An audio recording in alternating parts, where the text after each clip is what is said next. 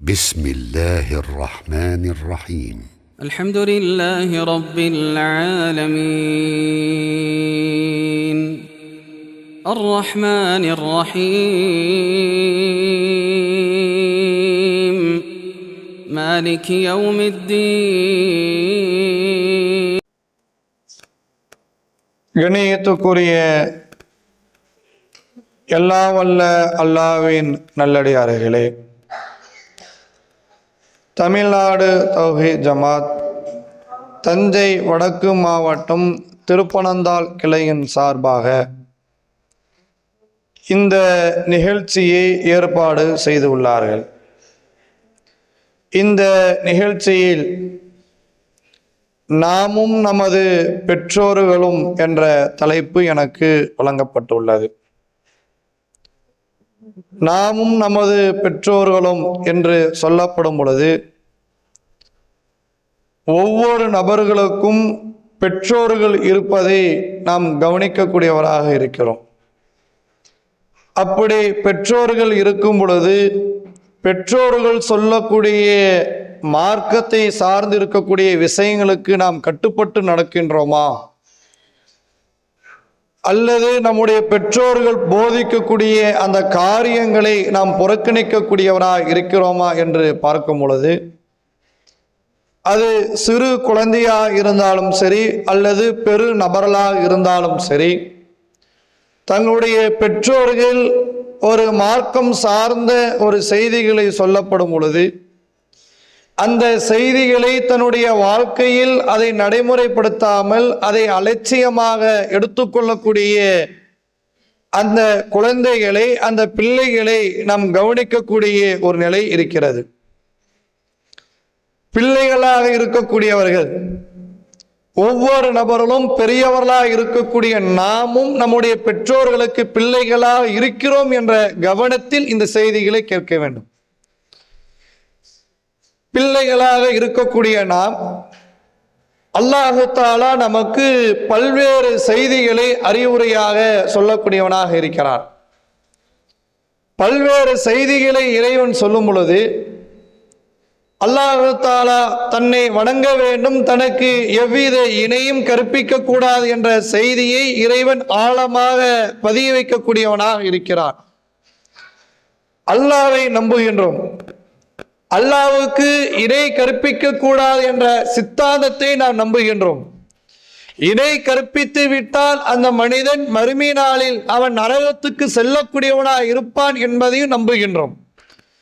இந்த விஷயத்தில் நாம் எந்த அளவிற்கு உறுதியாக இருக்கிறோமோ, அல்லாஹ்வை நம்பக்கூடிய விஷயத்தில் எந்த அளவிற்கு நம்முடைய நம்பிக்கை ஆழமாக இருக்கிறதோ, இதனுடைய தொடர்ச்சியாக இறைவன் சொல்லுகின்றான், வகலா ரப்புக அலா தஅபுதுல்லாஹ மின் தூனில்லாஹி அலா தஅபுது இல்லா இய்யாஹு.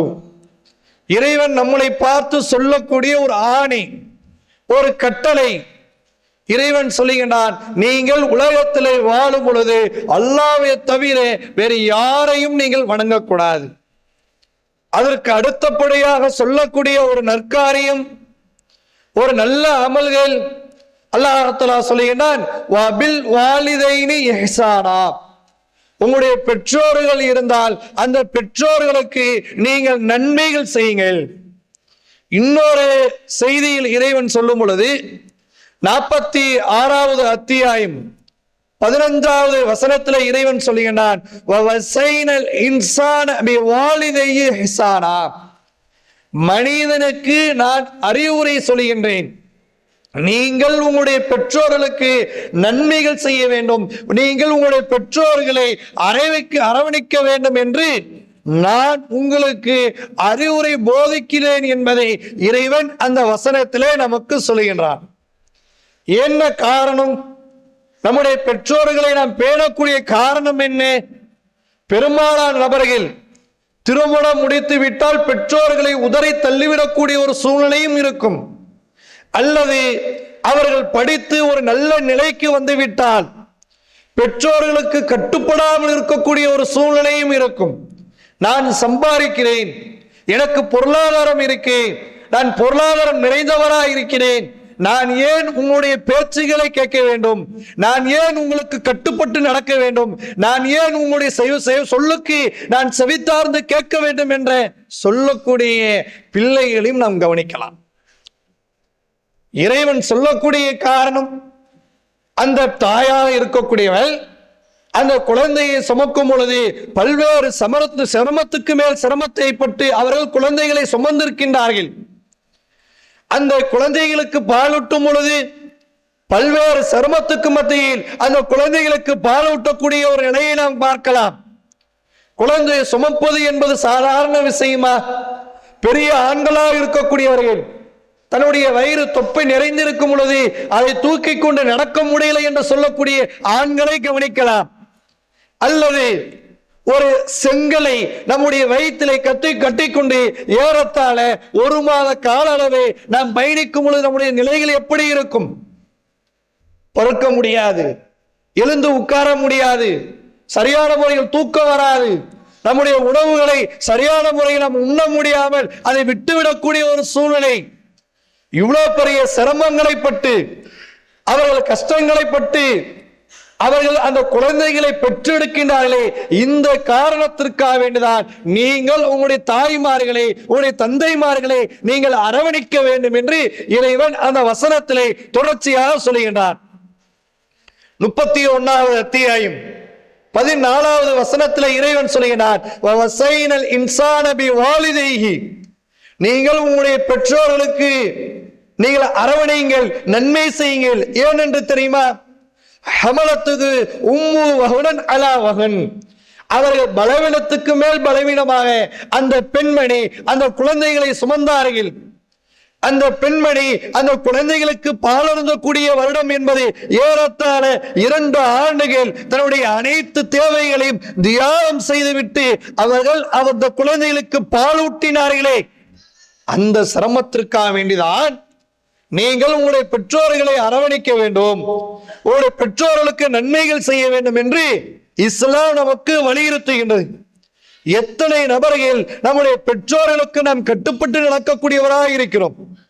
நம்முடைய பெற்றோர்கள் பிள்ளைகளாக இருக்கக்கூடிய நாம் சிந்தித்து பார்க்க வேண்டும். நாம் இப்பொழுது திருமணத்தை முடித்திருக்கலாம், அல்லது திருமணத்தை முடித்து பல நிலைகளை தாண்டி இருக்கலாம். நம்முடைய பெற்றோர்கள் அவர்கள் ஒரு நிலையில் இருக்கும் பொழுது நம்மளை மக்தபு மதரசாவுக்கு அனுப்பும் பொழுது எத்தனை நபர்கள் அதை நாம் புறக்கணிக்கக்கூடியவராக இருந்தோம்.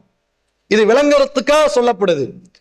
தற்போது இருக்கக்கூடிய மாணவர்கள் மாணவிகளாக இருந்தால் போ பள்ளிவாசலுக்கு தொழுகையுடைய நேரங்கள் வந்து விட்டது, பள்ளிவாசலை பாங்க சொல்லப்பட்டு விட்டது, நீ செல்லு என்று சொல்லிவிட்டால் அந்த மாணவர்களாக இருக்கக்கூடியவர்கள் கேட்கின்றார்களா? யாரும் கேட்பது இல்லை. யாராவது 1-2 நபர்களை எண்ணி கணக்கிட்டு சொல்லலாம்.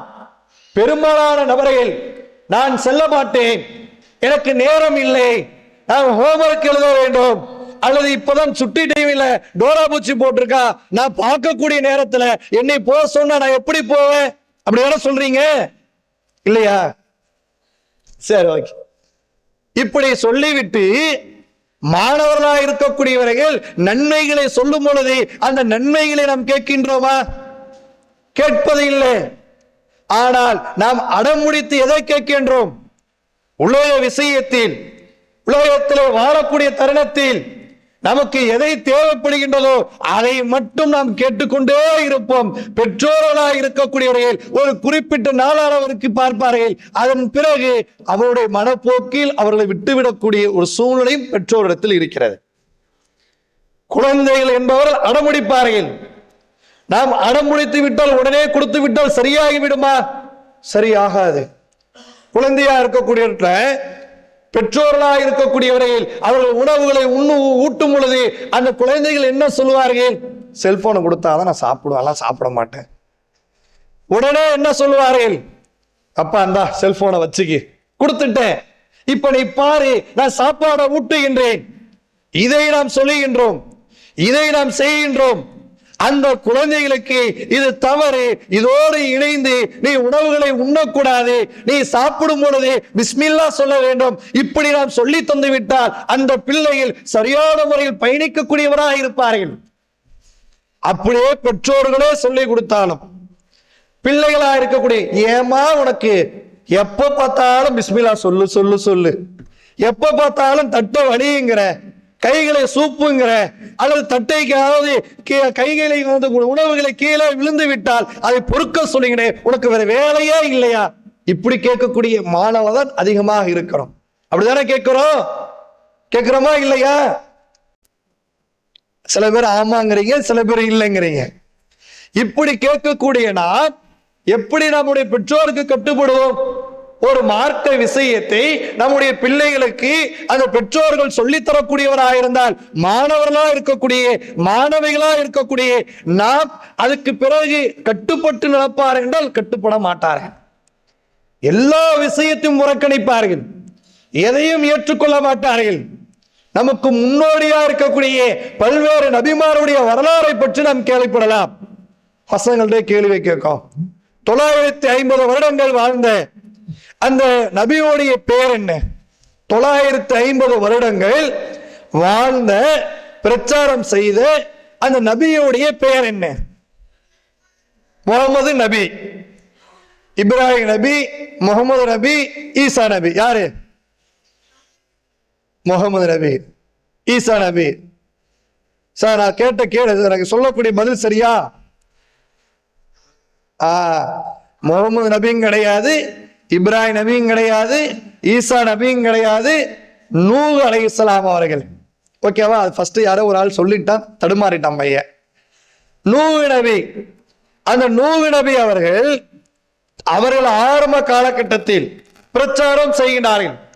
அதன் பிறகு ஒரு ஊரை விட்டு இன்னொரு ஊருக்கு செல்கின்றார்கள். இன்னொரு ஊருக்கு செல்லும் பொழுது அங்கே திருமணத்தை முடிக்கின்றார்கள். திருமணம் முடித்த பிறகு அதிலே அவர்களுக்கு குழந்தை பிறக்கிறது. அந்த குழந்தைகளுக்கு அந்த பெற்றோராக இருக்கக்கூடியவர்கள் மார்க்கத்தை சொல்லித் தருகிறார்கள். அந்த பிள்ளைகள் மார்க்கத்தோடு வளரக்கூடியவராக இருக்கிறார்கள். மரண தருவாய் வருகிறது. நூஹ் அலைஹிஸ்ஸலாம் அவர்களுக்கு மரண தருவாய் வருகிறது. தன்னுடைய பிள்ளைகளை அரவணைக்கிறார்கள். இது 2 செய்தியுமே இருக்கு. பெற்றோர்களுக்கும் இது செய்திகள் இருக்கு, மாணவர்களுக்கும் இதுல செய்திகள் இருக்கு. அந்த நூஹ் அலைஹிஸ்ஸலாம் அவர்கள் தன்னுடைய பிள்ளைகளை அரவணைத்து தன்னுடைய பிள்ளையிடத்தில் சொல்லுகின்றார்கள், என்னுடைய அருமை மகன்களே, ஆமுருக்க பிஸ்னத்தை, 2 விஷயங்களை உங்களுக்கு நான் ஏவுகின்றேன், அதை நினைவில் வைத்துக் கொள்ளுங்கள். அனோக்க அனில் இஸ்னத்தை, 2 விஷயங்களை விட்டும் நான் உங்களை தடுக்கின்றேன், அதை ஒரு உள்ளத்தில் ஆழமாக நீங்கள் பதிய வைத்துக் கொள்ளுங்கள். 2 நன்மையை ஏவுகின்றார்கள், 2 தீமையை தடுக்கின்றார்கள். அதனுடைய பிள்ளைகள் கேட்கின்றார்கள், என்னுடைய அருமை தந்தையே அது என்ன, அதை சொல்லுங்கள், கேட்டுக்கொள்கின்றோம். இதே கட்டுப்படாத மார்க்க அறிவு இல்லாத அப்படிப்பட்ட ஒரு குழந்தைகளாக இருந்தால் மரண தருவாயில கூட எங்களுக்கு உபதேசம் செய்கின்றார்களே அப்படி என்று சொல்லி இருப்பார்கள், புறக்கணித்திருப்பார்கள். அப்படி இல்லை. அந்த பெற்றோர்கள் மார்க்க சிந்தனையோடு தன்னுடைய பிள்ளைகளை வளர்க்கிறார்கள். பிள்ளைகளும் வளரும் பொழுது மார்க்கத்தோடு தொடர்புடையவராக வளரக்கூடியவராக இருக்கிறார்கள். தன்னுடைய பிள்ளை இடத்தில் சொல்லுகிறார்கள், ஆமுருக்க பிஸ்னத்தை, 2 விஷயங்களை நான் உங்களுக்கு ஏவுகின்றேன். அது இந்த விஷயம் என்னவென்று தெரியுமா? லா இலாஹ இல்லல்லாஹ், வணக்கத்துக்குரியவன் அல்லாஹ்வை தவிர வேறு யாரும் இல்லை என்பதை நீ உறுதியாக உடைய உள்ளத்திலே ஆழமாக பதிய வைத்துக்கொள். ஏனென்று தெரியுமா?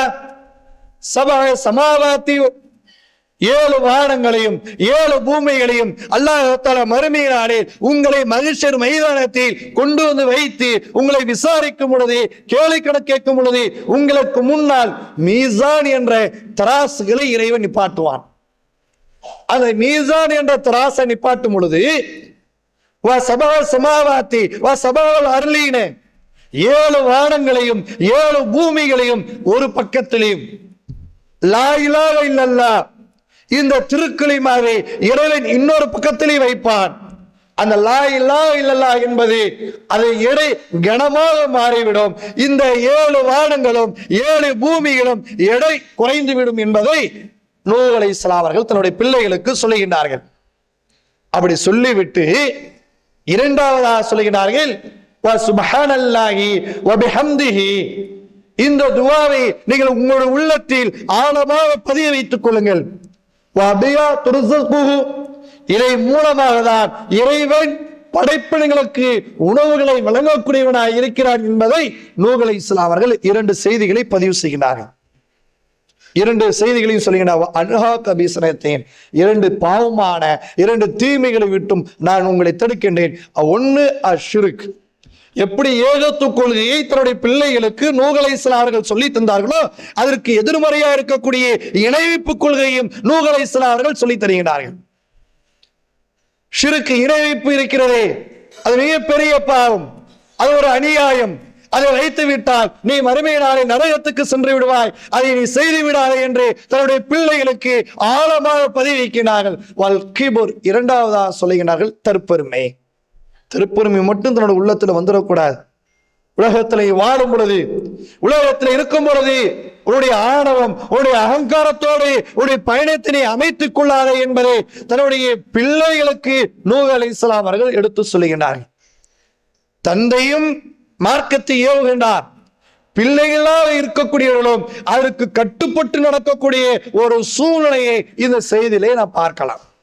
மாணவர்களுக்கு மார்க்கத்தை எடுத்து சொல்லப்படும் பொழுது, எடுத்து போதிக்கப்படும் பொழுது அதை செவிதார்ந்து கேட்க வேண்டும் என்பதுதான் இஸ்லாம் நமக்கு வலியுறுத்துகின்றது. கேட்கலாமா? உங்களுடைய பெற்றோர்கள் உங்களுக்காக மார்க்க செய்திகளை எடுத்து சொல்லும் பொழுது அதை நீ செவிதார்ந்து கேட்பீங்களா, அல்லது போமாறு என்று சொல்லிவிட்டு வெளியே ஓடக்கூடியவரா இருப்பீங்களா? வெளியே ஓடக்கூடியவரா இருப்பீங்க. என்ன செய்வீங்க? மார்க்கம் சார்ந்த ஒரு செய்தி, பள்ளிவாசல் தொழுகைக்கு போங்கடா, அல்லது நீங்க குர்ஆன் ஓதுங்க, திருக்குர்ஆனை மனப்பாடம் பண்ணுங்க, அல்லது பிஸ்மில்லா சொல்லிட்டு சாப்பிடுங்க என்று ஒரு நல்ல விஷயத்தை உங்களுடைய தாயோ அல்லது உங்களுடைய தந்தையோ உங்களுக்கு சொன்னா நீங்க கேட்பீங்களா? இல்ல கேட்காம வேணாலும் விட்டுடுவீங்களா? இன்ஷா அல்லாஹ். சரி. அதே நேரத்துல யாக்கூப் அலைஹிஸ்ஸலாம் அவர்கள் தன்னுடைய பிள்ளைகளை மரண தருவாயில் அழைக்கின்றார்கள். யாக்கூப் அலைஹிஸ்ஸலாம் அவர்களும் நபி, அவருடைய மகனும் நபி. அவருடைய மகனுடைய பெயர்கள் யாருக்காவது தெரியுமா? ஐயூப். அடுத்தது யாக்கூப் அலைஹிஸ்ஸலாமுடைய மகனும் நபியாக இருப்பார்கள். அந்த நபியுடைய பெயர் என்ன? இத்ரீஸ், யூனுஸ். யூனுஸ் நல்லா தெரியுமா? யோசித்து பாரு. சரி, ஓகே. யூசுப் அலைஹிஸ்ஸலாம் அவர்களும் நபிதான். நபியாக இருந்தால் கூட தன்னுடைய பிள்ளைகளை விட்டுவிடக்கூடாது, தன்னுடைய பிள்ளைகளை அரவணைக்க வேண்டும், தன்னுடைய பிள்ளைகளுக்கு மார்க்கத்தை போதிக்க வேண்டும் என்பதற்காக தன்னுடைய மரண தருவாயில் இருக்கும் பொழுது தன்னுடைய பிள்ளைகளை அரவணைத்து 2வது அத்தியாயம் 133வது வசனத்தில் இறைவன் சொல்லுகிறார், அம் குன்தும் ஷுஹதா இதா ஹலல் மௌத். யாக்கூப் அலைஹிஸ்ஸலாம் அவர்கள் மரண தருவாயில் இருக்கும் பொழுது தன்னுடைய பிள்ளையிடத்தில் சொல்கிறார், இது காலலி பனி, என்னுடைய மகன்களே, லிமா தஅபுது மாலா யஸ்மஉ, லிமா தஅபுது, என்னுடைய மரணத்துக்கு பின்னால் நீங்கள் யாரை வணங்குவீர்கள்? நான் உயிரோடு இருக்கிறேன், நான் உங்களுக்கு இந்த ஓரிரை கொள்கையை நான் எடுத்து சொல்லிவிட்டேன், இதை நீங்கள் ஏற்றுக்கொண்டு விட்டீர்கள். நான் இறந்து விட்டால், நான் மரணித்து விட்டால் நீங்கள் உங்களுடைய கடவுளை யாரை தேர்வு செய்வீர்கள்? உங்களுடைய இறைவன் யார், அல்லது யாருக்கு நீங்கள் வணக்கத்தை செலுத்தக்கூடியவராக இருப்பீர்கள் என்பதை யாக்கூப் அலைஹிஸ்ஸலாம் அவர்கள் மரண தருவாயில் இருக்கும் பொழுது தன்னுடைய பிள்ளை இடத்தில் கேட்கின்றார்கள். தன்னுடைய பிள்ளைகளுக்கு நாமளா இருந்தா என்ன சொல்லுவோம்? சொத்துக்களை பத்தி சொல்லுவோம். அப்ப இந்த இடத்துல சொத்துக்கள் இருக்கு, இவ்வளவு யாரும் ஒரு ஆள் கடன் வரணும், இவங்க நம்மள்ட்ட கடன் வாங்கியிருக்கா, இது உன் மாமின்னு பார்க்காத, உன் மாமான்னு பார்க்காத, உன் அண்ணனும் பார்க்காத, எப்படியாவது அந்த சொத்தை பிடிங்கிடு அப்படின்னு நம்மள்ட்ட சொல்லுவாரு. அதையே நம்முடைய பிள்ளைகளுக்கு இன்னும் கூடுதலாக மார்க்க அறிவுகளை நாம் சொல்லி சொல்லி வளர்த்திருக்க மாட்டோம். நான் தௌஹீது பள்ளிவாசலுக்கு தௌஹீது கொள்கைக்கு போறானா, நீனும் வா, ஏன் நீ வர வேண்டும் என்பதை நம் பிள்ளைகளுக்கு விளக்க மாட்டோம். நாம் இறந்து விட்டால், நாம் மரணித்து விட்டால் அந்த பிள்ளைகளுக்கு எவ்வாறு அந்த மார்க்க அறிவு மிக ஆழமாக இருக்கும்? ஆழமாக இருக்காது. இங்க தொழுதா என்ன, அங்க தொழுதால் என்ன, ஏன் பள்ளிக்கு தான் போகணுமா, வீட்டுல தொழுதா என்ன, ஏன் இந்த இடத்துல இருக்கு, இப்படி ஒரு சிந்தனை வருவதற்கு காரணம் இந்த பள்ளியில் ஏன் தொழ வேண்டும், ஏன் இந்த கொள்கையில் இருக்க வேண்டும், இந்த கொள்கையில் இருந்தால் ஏன் இறைவன் நமக்கு சுவனத்தை வழங்கக்கூடியவனாக இருக்கிறார், வேறு கொள்கையில் இருந்தால் இறைவன் நமக்கு அந்த சுவனத்தை விட்டும் நம்மளை தடுத்து விடுவான் என்பதை அவருக்கு விளக்கத்தை கொடுத்தால்தான் அந்த பிள்ளைகள் வளரும் பொழுது அல்லாஹ்வுக்கும் அல்லாஹ்வுடைய தூதருக்கும் அவர்கள் கட்டுப்பட்டு நடக்கக்கூடியவராக இருப்பார்கள். அதுதான் யாக்கூப் அலைஹிஸ்ஸலாம் அவர்கள் தன்னுடைய பிள்ளைகளுக்கு செய்கின்றார்கள். தன்னுடைய பிள்ளைகளுக்கு மார்க்க அறிவுகளை அப்படியே ஒவ்வொரு நேரமாக சொல்லிக் கொண்டிருக்கும் பொழுது நம்முடைய மரண தருவாய் வருகிறது. அந்த மரண தருவாய் வரும் பொழுது தன்னுடைய பிள்ளைகளிடத்தில் கேட்கிறார்கள், என்னுடைய மரணத்துக்கு பின்னால் நீங்க யாரை வணங்குவீர்கள், உன்னுடைய இறைவன் யார்? அந்த பிள்ளைகள் சொல்லுகின்றார்கள். கட்டுப்பட்டு நடக்கக்கூடிய பிள்ளைகளா இருக்கக்கூடிய காரணத்தினால்தான் அவர்கள் சொல்லுகின்றார்கள், காலு நஅபுது இலாஹக வ இலாஹ ஆபாயிக இப்ராஹிம இஸ்மாயில வ இஸ்ஹாக்.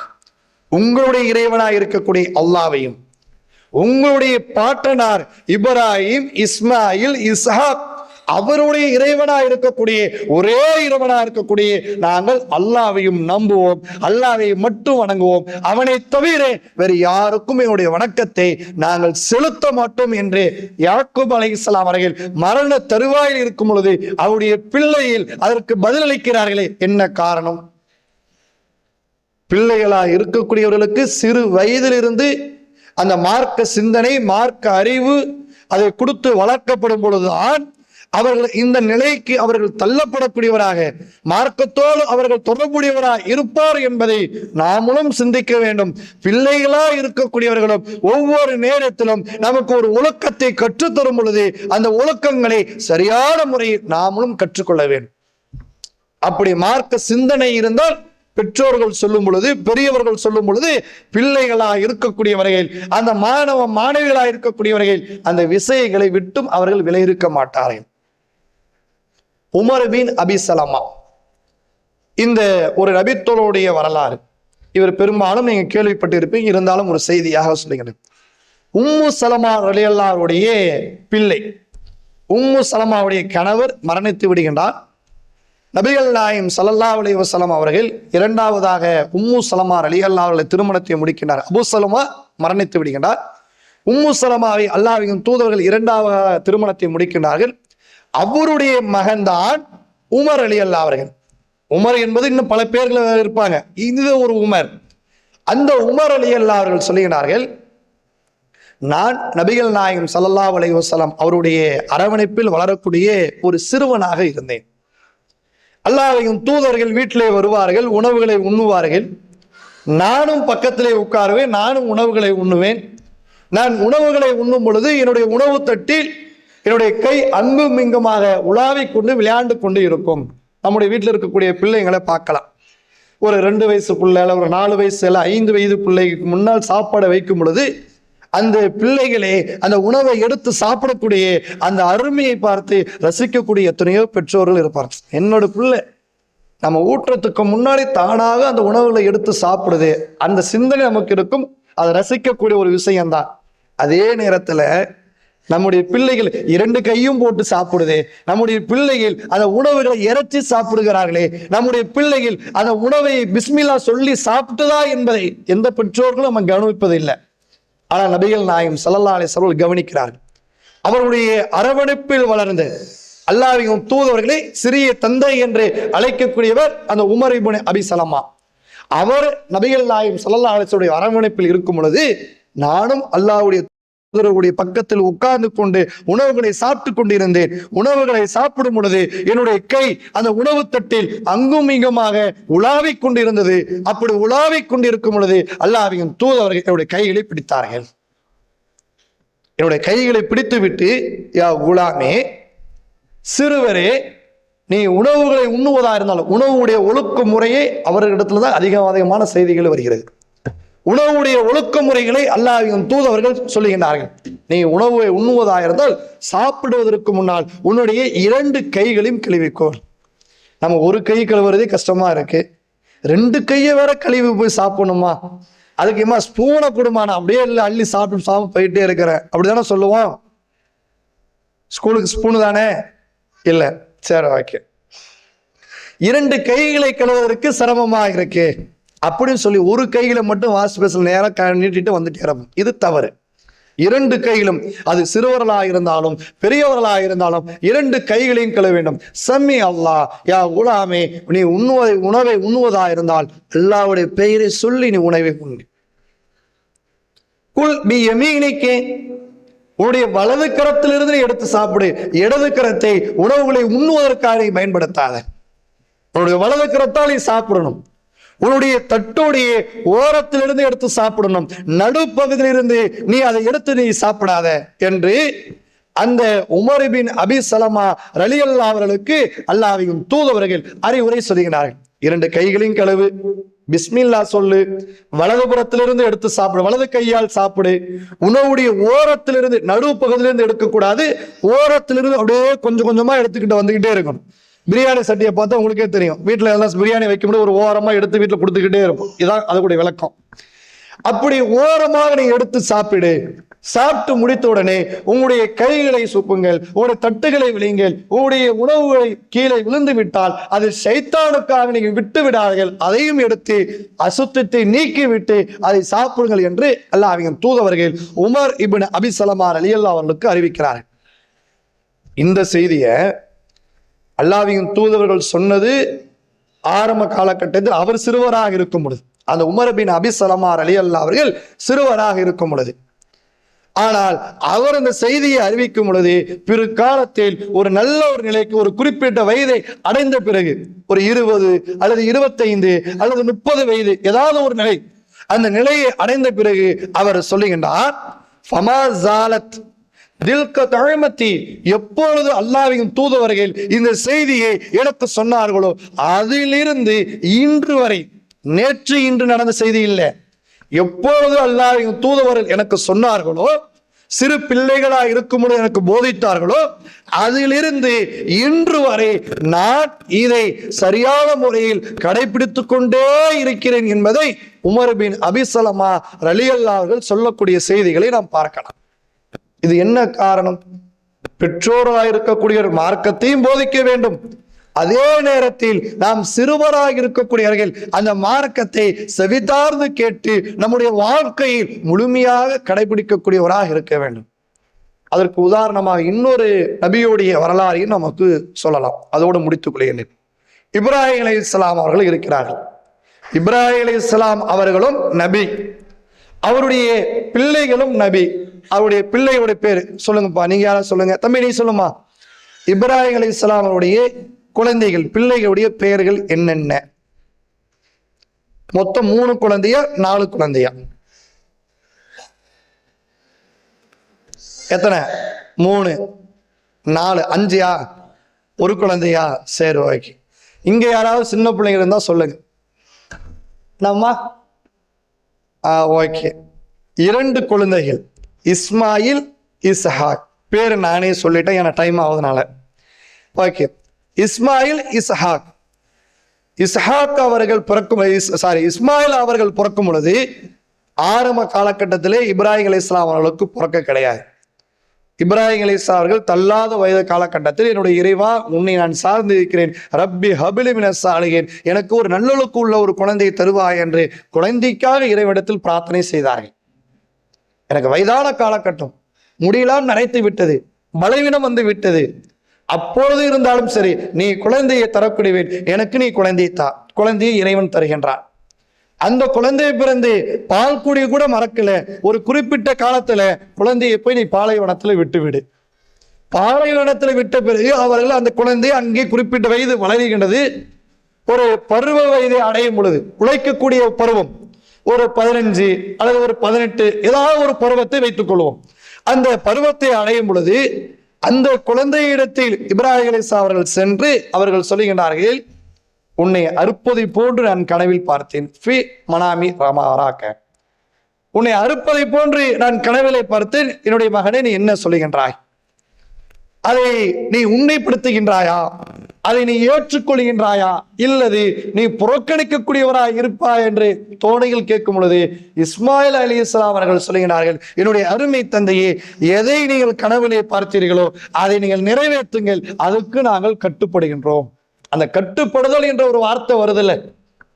பெற்றோர்கள் பிள்ளைகளுக்கு மார்க்கத்தை இப்ராஹிம் அலைஹிஸ்ஸலாம் தன்னுடைய பிள்ளைகளுக்கு மார்க்கத்தை போதிக்கிறார்கள்.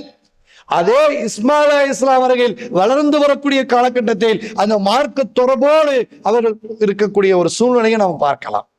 மார்க்க செய்திகளை சொல்லும் பொழுது நீங்கள் தொழுவுங்கள், நோன்பு வையுங்கள், ஜக்காத்து கொடுங்கள், தர்மம் செய்யுங்கள், பெற்றோர்களை அரவணைகள் என்று நம்முடைய பிள்ளைகளுக்கு ஒரு செய்திகளை நாம் எடுத்து சொல்லப்படும் பொழுது அந்த பிள்ளைகள் அந்த செய்திகளை செவிதார்ந்து கேட்க வேண்டும் என்றால் அந்த பிள்ளைகளுக்கு சிறு வயதிலிருந்து இஸ்லாத்தை பற்றி, இறைவன் சொல்லக்கூடிய அந்த அறிவுரைகளை பற்றி, நபிகள் நாயகம் ஸல்லல்லாஹு அலைஹி வஸல்லம் போதிக்கக்கூடிய அந்த போதனைகளை பற்றி ஒவ்வொரு தருணத்திலும் நம்முடைய பிள்ளைகளுக்கு நாம் சொல்லிக்கொண்டே இருந்தால் அந்த பிள்ளைகளாக இருக்கக்கூடியவர்கள் வளரக்கூடிய பருவத்தில், அவர்கள் வளரக்கூடிய காலகட்டத்தில் மார்க்கத்தோடு தொடர்புடையவராக இருப்பார்கள். ஒவ்வொரு பிள்ளைகளாக இருக்கக்கூடிய நாம் நம்முடைய பெற்றோர்களுக்கு நாம் கட்டுப்பட்டு நடக்கக்கூடியவராக இருக்க வேண்டும். அதே நேரத்தில் நம்முடைய பெற்றோர்கள் மார்க்கத்துக்கு முரணாக ஒரு செய்தியை சொன்னால் ஃபலா துத்இஹுமா, அவர்களுக்கு நீங்கள் கட்டுப்படாதீர்கள், அவர்களுக்கு கீழ்ப்படாதீர்கள் என்பதையும் இறைவன் சேர்த்தே சொல்லுகின்றான்.